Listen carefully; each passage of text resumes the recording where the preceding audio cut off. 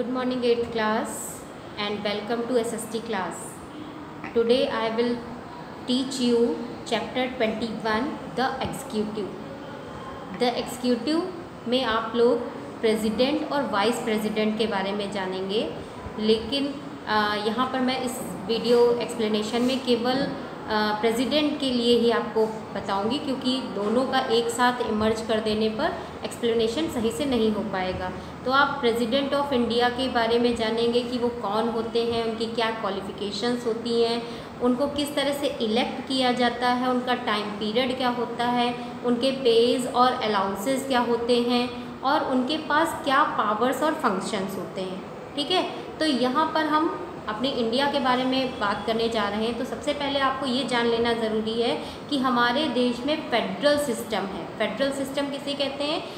जो by cameral है, मतलब दो तरह के गवर्नमेंट पाई जाती हैं। एक होती है सेंट्रल गवर्नमेंट और दूसरी होती है स्टेट गवर्नमेंट। ये तो आपको क्लियर ही है। उसके बाद जो इन दोनों ही गवर्नमेंट्स का जो हेड होता है उसे प्रेसिडेंट कहा जाता है, और इसके ही हाथों में सारी पावर्स होती है। वो गवर्नमेंट का पार्ट नहीं होता है, लेकिन बिना प्रेसिडेंट के अप्रूवल के कोई भी लॉ या कोई भी चीज़ पास नहीं हो सकती। उसको प्रेसिडेंट से अप्रूव करवाना ही पड़ता है। उसके अलावा उसके पास बहुत सारी ऐसी पावर्स होती हैं जो काफ़ी कुछ चेंज कर देती हैं कंट्री में, जिसके लिए हम लोग आज डिस्कशन करने वाले हैं। तो एज अ नॉमिनल हेड होता है प्रेसिडेंट, लेकिन फिर भी उसके पास पावर्स बहुत सारी होती हैं और वही पूरी सारी अपनी पावर्स को एग्जीक्यूट करता है, होल्ड करता है पार्लियामेंट को, और देश को की गवर्नमेंट को चलने में और रन करने में हेल्प करता है। प्रेसिडेंट के बारे में देख लें। The president is the head of the state. The constitution had provide state and executive power of the union shall be vested in the president who can exercise them himself और through his subordinate officials. मतलब वो खुद और अपने subordinate जो officials होते हैं उनके साथ मिलकर गवर्नमेंट को कंट्रोल करता है। The whole administration of union is run in the name of the president, और प्रेसिडेंट के नाम से ही वो गवर्नमेंट जो होती है वो रन करती है। ठीक है, तो यहाँ पर तो ये हो गई प्रेसिडेंट के बारे में बात। अब हम उसकी क्वालिफ़िकेशंस को जान लें कि उसके पास क्या क्वालिफ़िकेशन, कौन से ऐसे कैंडिडेट्स हैं जो प्रेसिडेंट के लिए इलेक्ट हो सकते हैं। तो सबसे पहले फर्स्ट ऑफ ऑल कि वो इंडियन सिटीजन्स होना चाहिए, ये तो मस्ट है सभी के लिए। ठीक है, उसके अलावा उसकी जो एज है, he should give attain the age of 35 years. ठीक है, तो वो 35 ईयर प्लस में हो। 30 जैसे आपने पिछले अभी चैप्टर्स में अपने एग्जीक्यूटिव्स के बारे में पढ़ा था। सबसे पहले आपने यूनिवर्सल एडल्ट फ्रेंचाइज में पढ़ा कि जो भी व्यक्ति 18 ईयर्स का हो जाता है उसको राइट टू वोट हो जाता है, मतलब उसके पास वोट का राइट आ जाता है। फिर कोई भी इलेक्शन में जब पार्टिसिपेट करना चाहता है as a executive, as a representative, तो उसकी एज 25 ईयर्स होनी चाहिए। लेकिन यहाँ पर हम प्रेसिडेंट की एज की बात कर रहे हैं, तो प्रेसिडेंट की एज 35 प्लस होनी चाहिए। ठीक है, तो ये दो चीज़ें तो मेन इंपॉर्टेंट हो गई। उसके बाद है he should not hold any office और profit under the central government और state government and any local body. मतलब वो किसी भी तरह से किसी प्रॉफिट के पोस्ट पर ना हो, चाहे सेंट्रल गवर्नमेंट हो, चाहे स्टेट गवर्नमेंट हो, या कोई भी प्राइवेट लोकल बॉडी हो, वो कहीं पर वर्क ना करता हो। After his election as president he can not remain the member of parliament और मेंबर ऑफ स्टेट लेजिस्लेटिव और can not hold any other office. After election जो प्रेसिडेंट होता है वो उसको प्रेसिडेंट स्टेट लेजिस्लेटिव और पार्लियामेंट के जो मेंबर्स हैं वो उसको जो कोई भी ऑफिस होता है उसको होल्ड नहीं कर सकता। तो इस तरह से ये तो क्वालिफिकेशंस हो गई उसकी। अब हम बात करेंगे कि इलेक्शन किस तरह से होता है। जैसे हम लोग इलेक्शन देखते हैं, क्या इस तरह से इलेक्शन होता है प्रेसिडेंट का? नहीं, इस तरह से इलेक्शन नहीं होता है। जो रिप्रेजेंटेटिव हम दोनों हाउसेस के लिए चूज़ करते हैं, मतलब हम तो केवल लोकसभा के लिए चूज़ करते हैं, उसके बाद राज्यसभा के जो मेंबर्स होते हैं वो और लोकसभा दोनों के मेंबर्स मिलकर प्रेसिडेंट का इलेक्शन करते हैं, उनको चूज़ करते हैं। तो ये तो हो गया कि पार्लियामेंट और स्टेट लेजिस्लेटिव असेंबली ये दोनों मिलकर प्रेसिडेंट को अपॉइंट करते हैं। उसके बाद अगर हम टेनर यानी कि उसके टाइम पीरियड की बात कर लें तो 5 इयर्स के लिए प्रेसिडेंट को इलेक्ट किया जाता है, और फिर वो जब दोबारा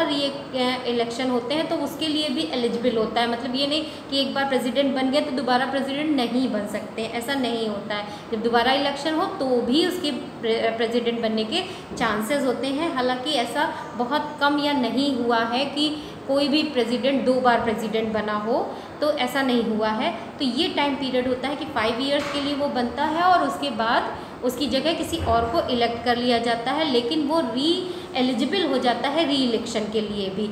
उसके अलावा he can resign by giving a letter. अगर उसे कभी भी इन 5 इयर्स के बीच में रिज़ाइन करना पड़ता है तो वो रिज़ाइन करके अपना लेटर जो होता है वो वाइस प्रेसिडेंट को दे देता है, ताकि वो इस लोकसभा के स्पीकर को इसकी न्यूज़ पहुंचा सके।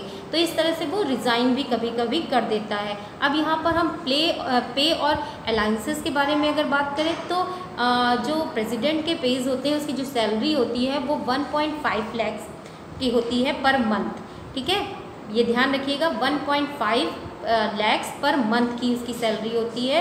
और ये जो अलाउंसेस होते हैं वो उसकी जो सैलरी होती है वो कंसोलिडेट फंड्स ऑफ इंडिया, मतलब जो इंडियन फंड्स होते हैं उनमें से दी जाती है। इसके अलावा उसको राष्ट्रपति भवन और वहाँ की जितनी भी सुविधाएं होती हैं, अलाउंसेस होते हैं, वो फ्री ऑफ कॉस्ट मिलते हैं।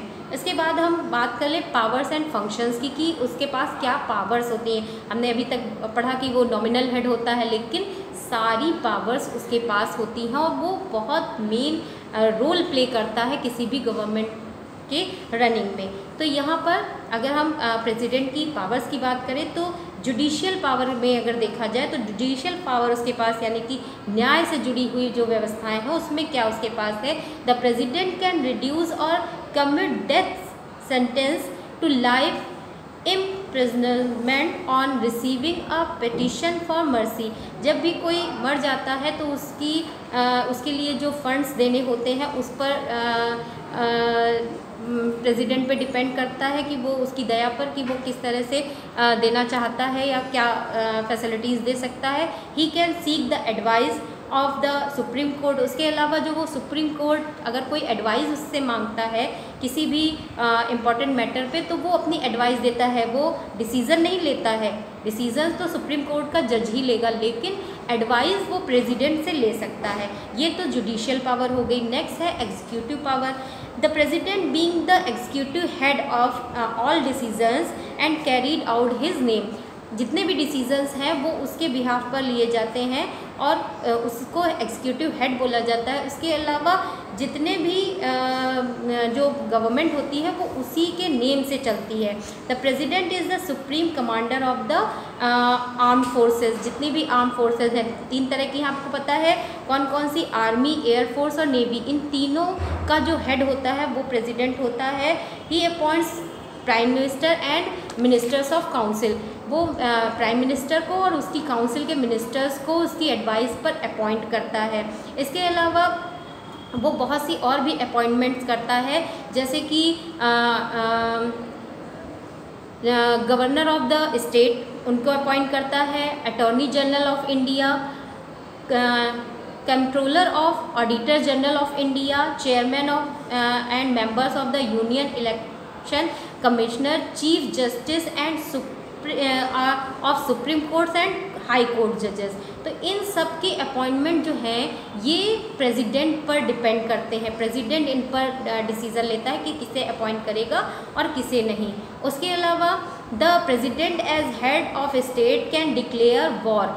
जो वॉर होती है किसी अदर कंट्री से या किसी तरह की ट्रीटीज़ होती हैं वो भी डिक्लेयर कौन करता है, प्रेसिडेंट ही करता है। उसके अलावा जो अदर कंट्रीज़ में जो एम्बेसडर होते हैं उनको भी अपॉइंट प्रेसिडेंट ही करता है। ठीक है, तो ये तो हो गई उसकी एग्जीक्यूटिव पावर्स। अब हम आएंगे इमरजेंसी पावर्स। अब इमरजेंसी 3 तरह की होती है। एक नेशनल इमरजेंसी होती है, एक स्टेट होती है, एक फाइनेंशियल होती है। इसका डिक्लेरेशन भी प्रेसिडेंट ही करता है। नेशनल कब होगी, जब कभी भी किसी अदर कंट्री से वॉर हो जाती है तो नेशनल इमरजेंसी लगा दी जाती है, या किसी पर्टिकुलर जगह पे कोई ज़्यादा बवाल होता है तो वहाँ पर स्टेट इमरजेंसी लग जाती है, या किसी तरह की जो फाइनेंशियल प्रॉब्लम होती है उसके हिसाब से भी इमरजेंसी लगती है, और इसका डिक्लेरेशन प्रेसिडेंट के द्वारा किया जाता है। इसके अलावा लेजिस्लेटिव पावर्स में द प्रेसिडेंट कैन समन और सस्पेंड द पार्लियामेंट। कभी भी अगर प्रेसिडेंट जो होता है वो पार्लियामेंट से खुश नहीं होता है तो वो समन भेज सकता है और सस्पेंड कर सकता है। He can address either house और बोथ हाउसेस। इसमें वो एक हाउस या दोनों हाउसेस को एड्रेस करता है, और ही एड्रेसेस अ जॉइंट सिटिंग। और इसके अलावा वो जो सेशंस होते हैं पार्लियामेंट में उसमें भी उसको भी ज्वाइन करता है, और बिगनिंग से लेकर लास्ट तक उन सेशंस को कंप्लीट करता है। ऑर्डिनेंस भेज सकता है, ऑर्डिनेंस इश्यूज कराता है। तो इस तरह से ये लेजिस्लेटिव पावर्स हो गई। ये सारी मैंने आपको प्रेसिडेंट की सारी फंक्शंस आपको समझा दिए। इसको आप एक बार बुक से पढ़िएगा। किसी को कुछ ना समझ में आए तो कमेंट बॉक्स में मुझे कमेंट करिए। अगर आपको अच्छा लगता है तो भी कमेंट करिए और लाइक ज़रूर करिए। Okay, thank you.